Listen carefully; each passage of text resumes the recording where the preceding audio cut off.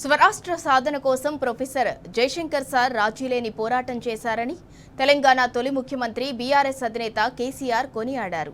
తెలంగాణ ఏర్పాటే జీవిత లక్ష్యంగా ఆయన ముందుకు సాగారన్నారు. తెలంగాణ అస్తిత్వం కోల్పోకుండా ఉండాలని ఆయన జీవిత కాలమంతా పనిచేశారని తెలిపారు. ఎన్ని బెదిరింపులు వచ్చినా నమ్ముకున్న సిద్ధాంతాన్ని వదలకుండా గట్టిగా నిలబడిన దీశాలి ప్రొఫెసర్ జయశంకర్ సార్ అని కేసీఆర్ యాది చేసుకున్నారు. సహచరునిగా రాజీలేని పోరాటం చేసినటువంటి మాన్యులు స్వర్గీయ జయశంకర్ గారు నాతో పాటు ఉండేది. అనుక్షణం ప్రతిక్షణం ఉండేది నాతో పాటు, అన్ని సందర్భాలలో ఉండేది. ఆయన ఎంత గొప్పవాడంటే చాలామంది జీవితంలో చాలా పనులు చేస్తారు,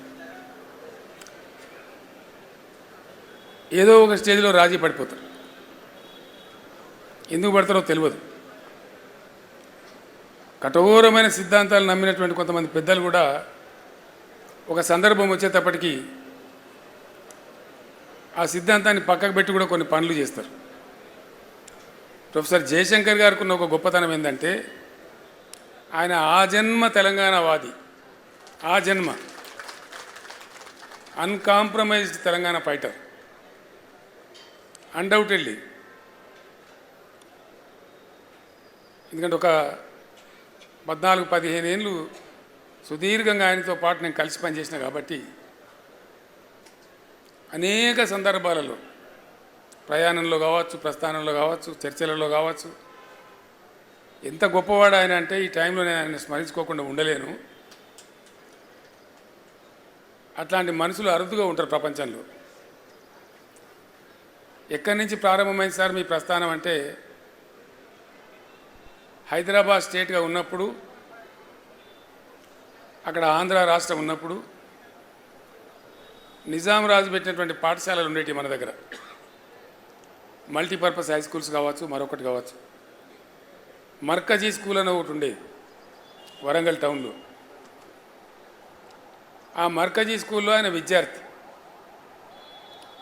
విద్యార్థిగా ఉండే టైంలో ఆంధ్ర ప్రాంతం నుంచి ఉన్నటువంటి ఆనాటి అయ్యదేవర కాళేశ్వరరావు వగైరా వ్యక్తులు వచ్చి తెలంగాణ ప్రజలను మానసికంగా సిద్ధం చేయడానికి కొన్ని ప్రయత్నాలు చేసేవాళ్ళు. దానిలో భాగంగా ఆయన వచ్చి మీ తెలంగాణ భాష మొత్తం చెడిపోయింది, కులిపోయింది, మీ తెలంగాణ భాషలో బాగా ఉర్దూ ఉంటుంది, మీది స్వచ్ఛమైన తెలుగు కాదు అని ఒక హేళన చేసినట్టుగా మాట్లాడుతూ మీరు సంస్కరించబడాలి, మిమ్మల్ని సంస్కరించడానికి మేము ఆంధ్ర ప్రాంతం నుంచి వస్తాం అంటే వీళ్ళు లేచి జై తెలంగాణ అని చెప్పి పిడికిలు బిగించి రాళ్ళు విసిరేస్తే మొట్టమొదటి లాఠీ చార్జ్ అక్కడ జరిగింది వరంగల్లో ఆ విద్యార్థుల మీద. అంతకుముందు కూడా ఖమ్మంలో కొంత జరిగింది, కానీ ఇది తెలంగాణ ఏర్పాటు అయిన తర్వాత ఖమ్మంలో జరిగింది. తెలంగాణ ఏర్పడక ముందు హైదరాబాద్ స్టేట్గా ఉన్నప్పుడు జరిగిన సంఘటన ఇది. అక్కడి నుంచి ఆయన ఏ రోజుకైనా సరే తెలంగాణ తన అస్తిత్వాన్ని కోల్పోకూడదు, తెలంగాణ తెలంగాణగానే ఉండాలి అని మనసులో పూర్తిగా బాగా సంకల్పం తీసుకొని ఆయన జీవితకాలం అంతా కూడా పనిచేసాడు. ఎట్లా దోస్తే అట్లా, ఆయనకి ఎంత చేతనైతే అట్లా. ఆనాడు ఉన్నటువంటి ముఖ్యమంత్రి బ్రహ్మానంద రెడ్డి గారు స్వయంగా పిలిచి బెదిరిస్తే కూడా నేను ఊసి చేస్తామంటే చేయండి సార్, మీ చేతిలో అధికారం ఉంది, నేను మాత్రం తెలంగాణ పందా వీడే ప్రశ్నే లేదు అని చెప్పి నిలబడ్డ దీశాలి. అట్లా ఇంక అనేక సందర్భాలు, అనేక బెదిరింపులు, అనేక ఇది. ఒక తీయటి అనుభవం ఏంటంటే వారు ఎంత అన్కాంప్రమైజ్డ్, ఎంత రాజీ లేని పోరాట పందా ఉన్న వ్యక్తి అంటే, సరే జరిగింది, జరుగుతూ వచ్చింది, చరిత్ర అంతా జరిగింది, విలీనమైంది.